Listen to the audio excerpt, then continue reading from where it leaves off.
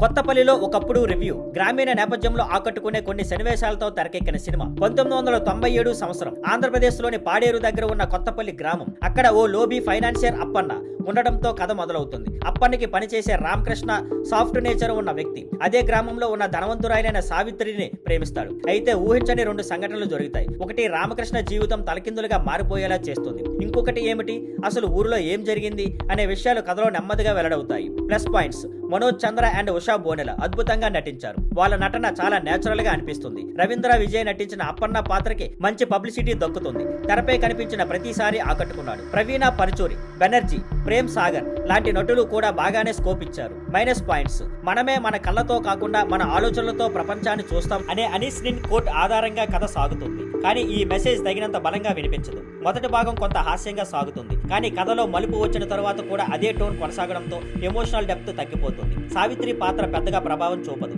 ఆమెపై ఉన్న పాటలు, రికార్డింగ్ డాన్స్ సీన్లు అప్రయోజకంగా అనిపిస్తాయి. కొన్ని సీన్లు కథకి సంబంధం లేకుండా ఉన్నాయి.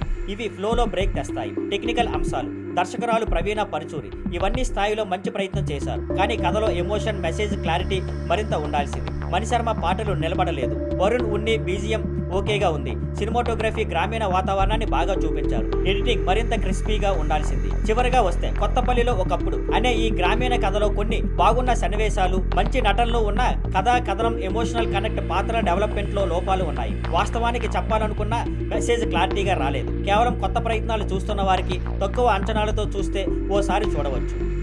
Thank you for watching. Please like, share and subscribe.